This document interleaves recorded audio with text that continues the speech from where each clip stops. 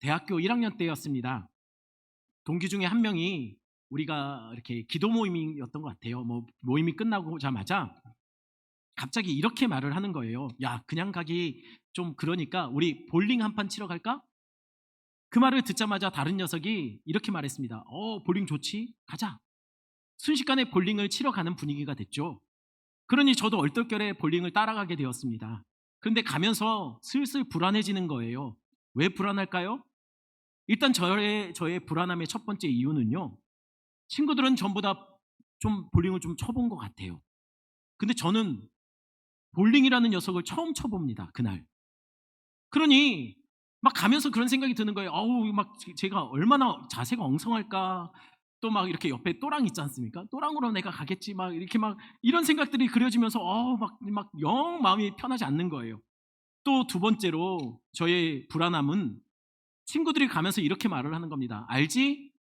게임비 내기다. 이건 뭐죠? 지는 팀이 게임비 낸다는 거예요.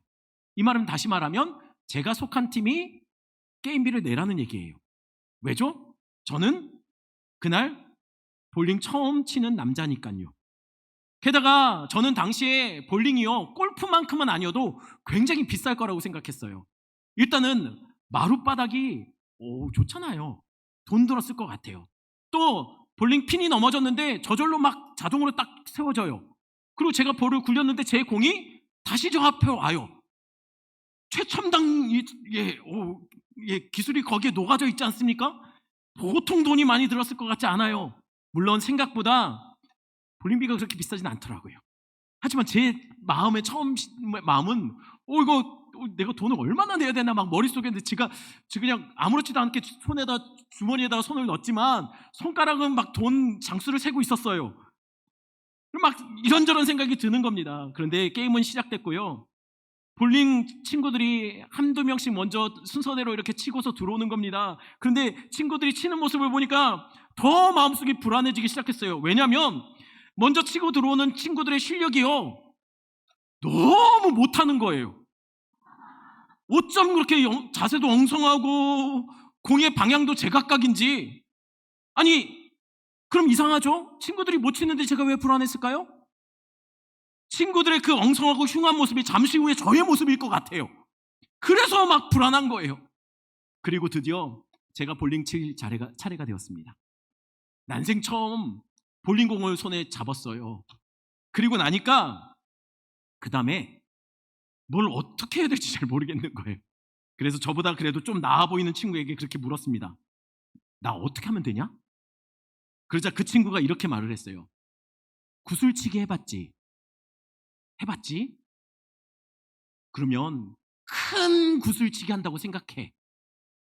다른 거 신경 쓰지 말고 제일 앞에 있는 한 놈, 그 놈 때리면 돼. 그 놈만 때리면 나머지는 알아서 넘어진다는 거예요. 저는 볼링을 그렇게 배웠습니다. 어떻게 해요? 볼링은 구슬치기다. 어떤 구슬치기입니까? 다른 놈 말고 한 놈, 제일 앞에 있는 놈, 그 놈만 패면 되는 구슬치기다. 왜 한 놈만 팰까요? 그 놈만 제대로 때리면 나머지는 알아서 넘어져요. 물론 나중에 알고 보니까 볼링의 고수들은요, 1번 핀이 아니고 5번 핀을 노린대요. 왜 그렇습니까? 고수들은 커브거든요. 그래서 1번과 3번 사이에 5번을 때린대요. 그 사이로 해서. 그런데 저 같은 초보들은 무조건 직구잖아요. 그래서 저는 1번이죠. 그래서 그 노리는 핀을 뭐라고 하냐면 킹핀이라고 해요. 킹핀. 요 녀석만 제대로 때리면, 정확하게 때리면 나머지는 다 넘어진다고 해서 킹핀입니다. 왜 그러냐면 원래 전쟁 나가도 왕만 넘어뜨리면 나머지는 알아서 도망치잖아요. 볼링도 킹핀만 잡으면 된다 해서 나머지는 알아서, 킹핀만 잡으면 나머지는 넘어진다 해서 그래서 킹핀이라고 부릅니다. 그러고 보니 십계명과 볼링이 많이 닮았어요. 어떤 점에서 닮았을까요? 볼링은 핀이 몇 개죠? 10개입니다. 십계명은 계명이 몇 개입니까? 10개예요. 볼링도 하나만 제대로 맞으면 다 넘어지는 것이 있듯이 십계명도 하나만 제대로 지키면 나머지는 알아서 지켜지는 순종의 킹핀이 있어요.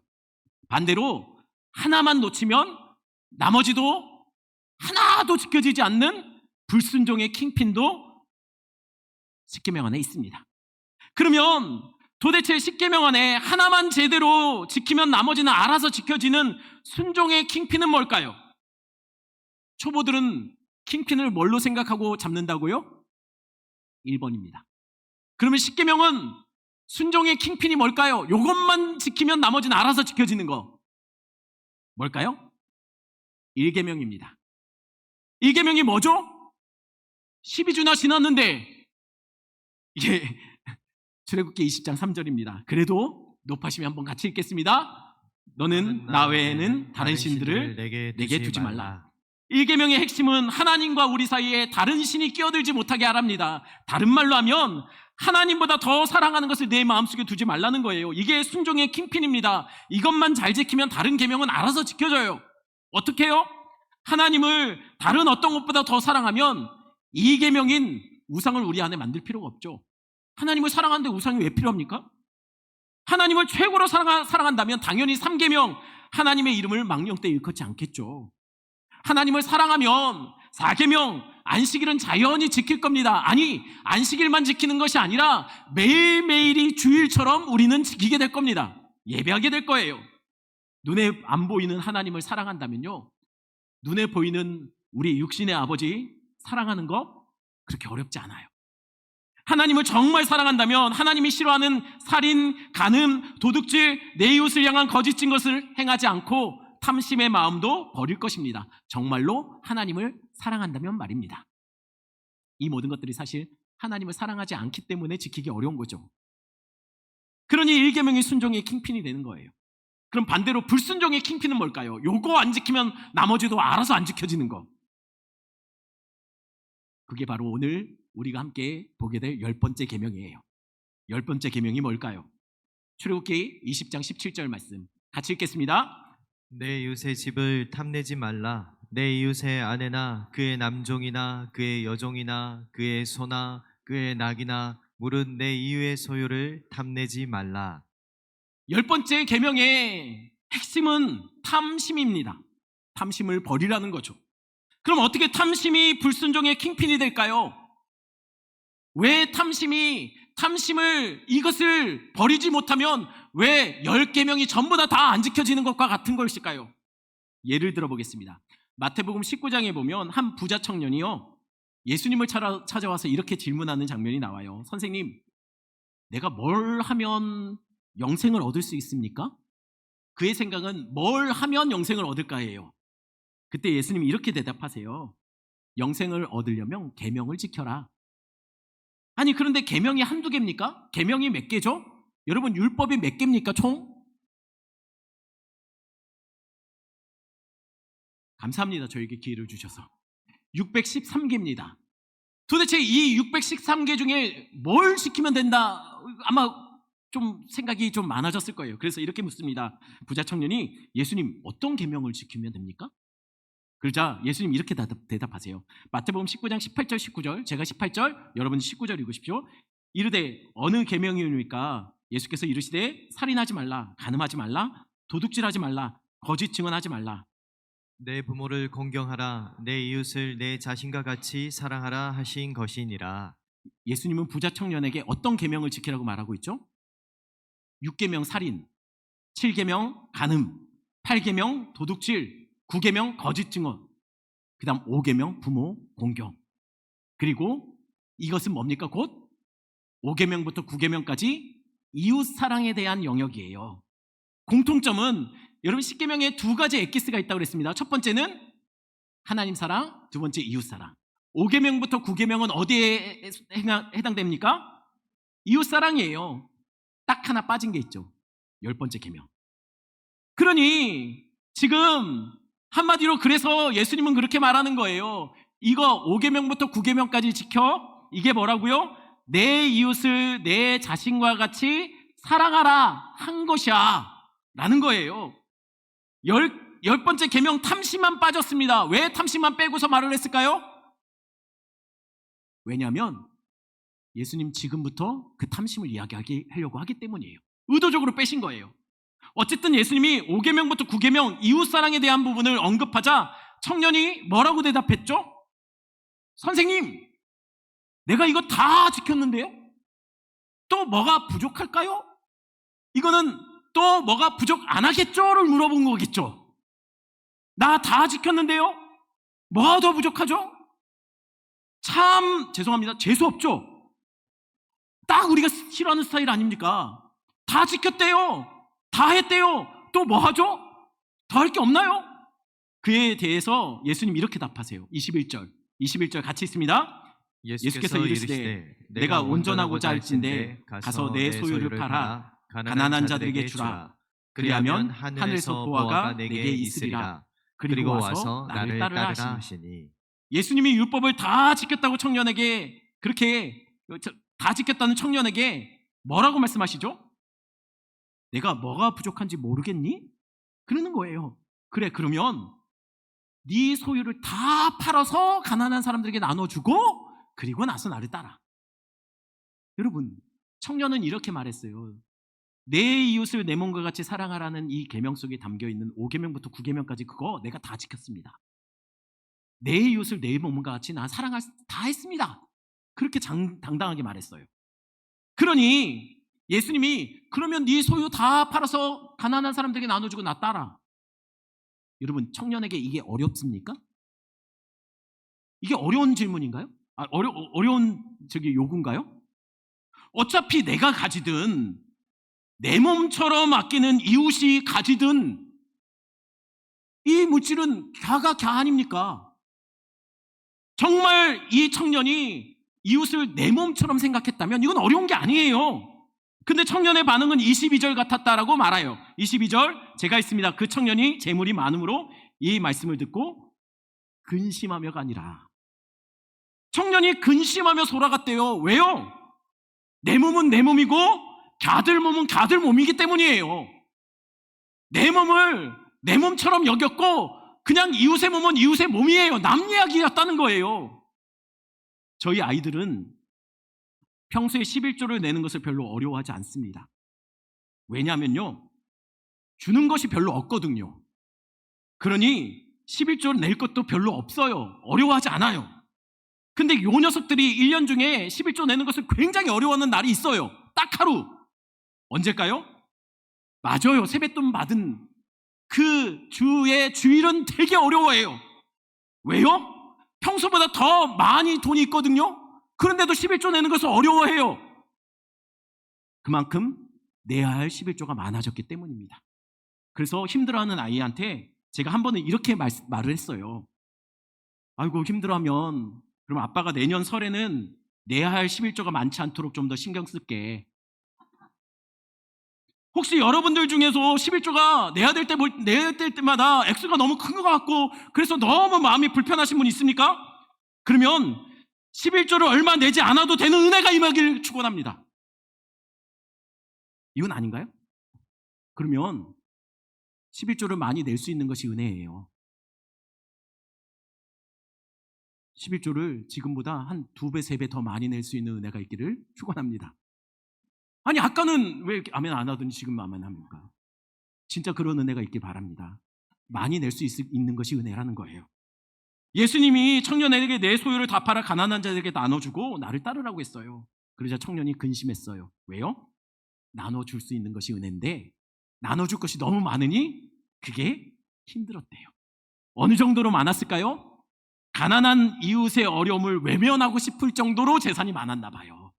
하나님의 말씀이 원하는 것이 무엇인지는 아는데 그것을 순종하고 싶지 않을 정도로 재산이 많았대요. 그러니 정말 이 부자 청년이 내 이웃을 내 몸처럼 사랑하라는 5계명에서 9계명까지의 계명을 정말 잘 지킨 걸까요? 그는 다 지켰다고 생각했어요. 그런데 이 10계명 탐심에서 마음이 넘어진 거예요. 그러자 알고 봤더니 뭐가 들통납니까?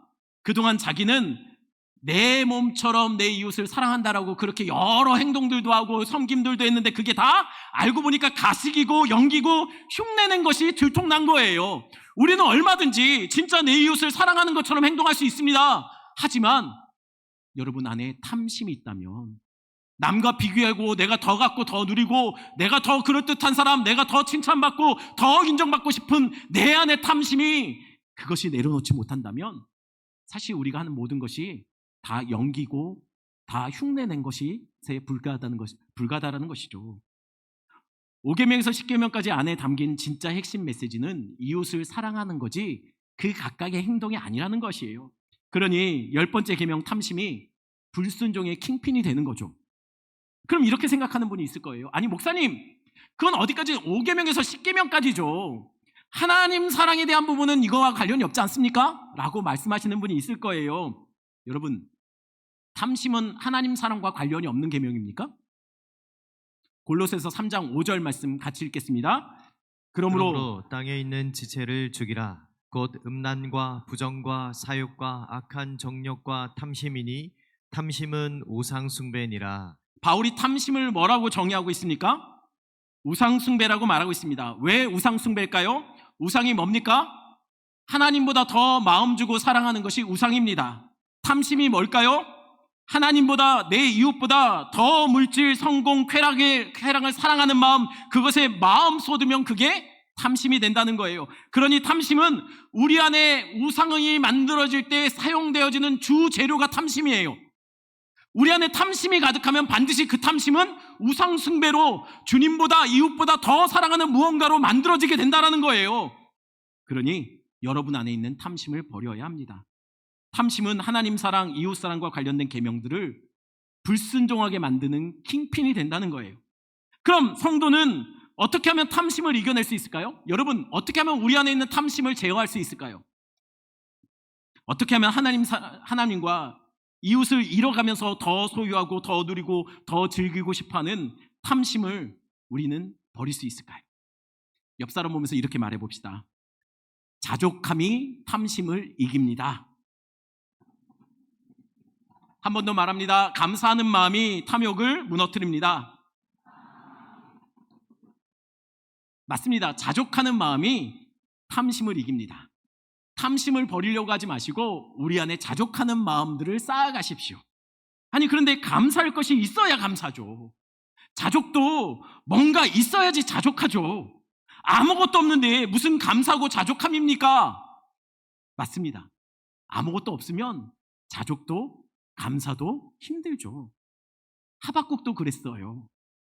하박국이 활동하던 시대는요, 이미 북이스라엘은 무너졌어요. 유다도 곧 망할 듯 위태위태한 상황입니다.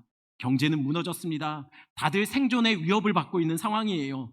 오죽했으면 선지자가 이렇게 말합니까? 하박국 3장 17절 말씀 같이 읽습니다. 비록 무화과 나무가 무성하지 못하며 포도나무에 열매가 없으며 감람나무에 소출이 없으며 밭에 먹을 것이 없으며 우리의 양이 없으며 외양간에 소가 없을지라도. 하박국은 지금 자신의 상황을 한마디로 nothing, 아무것도 없다라고 말해요. 앞으로도 없을 것 같다라고 또한 말합니다. 그런데 아무것도 없는데 그는 놀랍게도 이렇게 고백합니다. 제가 있습니다. 18절. 나는 여호와로 말미암아 즐거워하며 나의 구원의 하나님으로 말미암아 기뻐하리로다. 아무것도 없지만 뭐 하겠다고요? 즐거워하고 기뻐하겠답니다. 아니 뭐가 있어야지 즐거워하고 기뻐하죠. 이건 객기 부리는 거 아닌가요? 네, 맞습니다. 뭐가 없지요. 그러나 하나는 있습니다. 뭐가 있죠? 하나님이 있어요. 하박국 선지자는 아무것도 없지만 딱 하나, 하나님이 있습니다. 그게 하박국이 그럼에도 즐거워하고 기뻐할 수 있는 유일한 이유가 되는 거예요. 그러니 하박국의 감사함과 자족함은 그의 소유와 환경에서 나오는 것이 아니라 하나님으로부터 나오는 것이었다는 거예요. 베테랑이라는 영화 이전에도 한번 말씀드렸는데요. 거기에 되게 유명한 대사가 있습니다. 그건 뭐냐면 바로 이거예요. 우리가 돈이 없지 가오가 없나? 제가 말씀드렸죠. 제가 청소년 사역을 오래 해서요. 제 사용하는 용어가 좀 저렴해요. 우리가 돈이 없지 가오가 없나? 이건 우리에게도 동일한 고백 같아요. 저도 예전에 속으로 많이 외쳤던 말이에요. 뭐냐면 우리는 돈이 없을 수 있습니다. 그러나 우리는 하나님이 있습니다. 우리는 백이 없을 수 있죠. 힘도 없을 수 있어요. 우리는 배움이 짧을 수도 있습니다. 그러나 우리는 하나님이 있습니다. 하나님이 있으면 다 있는 거예요. 왜요? 하나님이 다 가지신 분이거든요. 그러니 하나님만 있으면 우리는 됩니다. 우리의 자족의 이유는 환경이나 소유가 아니에요. 하나님이 우리와 함께 하시니 우리는 만족할 수 있다는 거예요. 그래서 예수님이 우리에게 기도를 가르쳐 주시며 이렇게 기도하라고 알려주지 않습니까? 우리에게 일용할 양식을 주시옵고 이렇게 구하라고 말하고 있어요. 기억하셔야 됩니다. 예수님은 우리에게 평생 직장을 구하라고 말씀하지 않아요. 예수님은 우리에게 충분한 노후 자금 구하라고 말하지 않아요. 예수님은 우리에게 더 많이 가지고 더 누리고 더 높은 곳에 더 좋은 것 누리며 살라고 그거 위해서 기도하라고 말하지 않아요. 다만 일용할 양식을 구하라고 우리에게 가르칩니다. 일용할 양식이 뭐죠? 딱 하루치의 양식, 오늘을 살아갈 힘. 아니 근데 딱 하루치의 양식 갖고 됩니까? 딱 하루치면 좀 불안하지 않습니까? 여러분에게 어느 정도의 쓸 수 있는 재물이 있으면 안 불안할까요? 오늘 딱 쓸 만큼만 재물이 있고 통장 잔고에 아무것도 없으면 여러분 안 불안할까요? 안심하려면 어느 정도 있으면 되겠습니까? 어차피 돈 드는 거 아니니까 생각만으로 한번 생각만 해도 기분 좋아지니까 얼마 있으면 여러분 우리는 안 불안할까요? 한 100년 쓸 거 있으면 될까요? 아니면 자자손손 아이들까지 다 만수르가 되고 싶습니까? 예수님은 그런데 우리에게 딱 하루치의 양식이면 된다라고 말해요. 불안하잖아요. 그러면 내일은 어떡하죠? 다 아시는 것처럼 저희 집의 아이들은 3명입니다.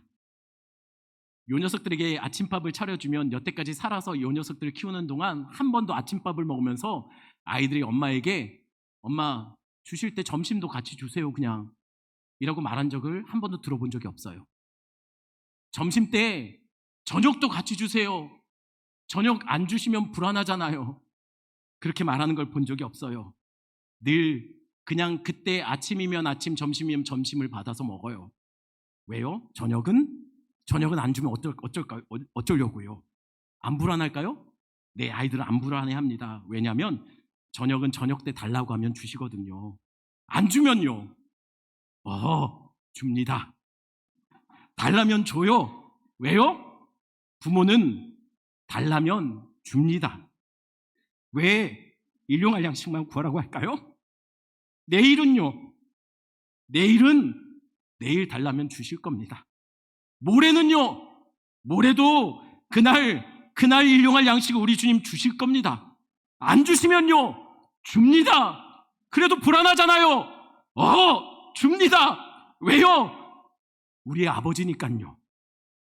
우리 하늘아버지는 우리가 어디 오다 가다 만난 사이가 아니에요. 그냥 스쳐서 지나가다 만나신 분이 아니에요. 그분은 우리를 빚으시고 생명을 입혀주신 진짜 하늘아버지세요. 그래서 하늘아버지인 우리 하나님은 우리에게 일용할 양식을 주십니다.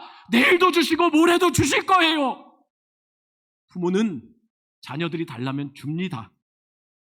만나가 바로 그 일용할 양식을 주시겠다는 하나님의 약속의 메시지였어요. 하나님은 광야의 이스라엘에게 40년간 하루도 빠짐없이 만나를 공급해 주셨어요. 그러니 그들은 내일 양식 생각할 필요 없었습니다. 왜냐하면 그저 오늘 것만 걷어가면 내일 또 주시는 걸로 먹고 살면 되니까요. 그래서 딱 그날 일용할 양식만 걷어갔다는 거예요. 그래서 처음 만나의 맛이 어떤 맛이었죠? 성경은 꿀 밟는 과자 맛이었다라고 얘기해요.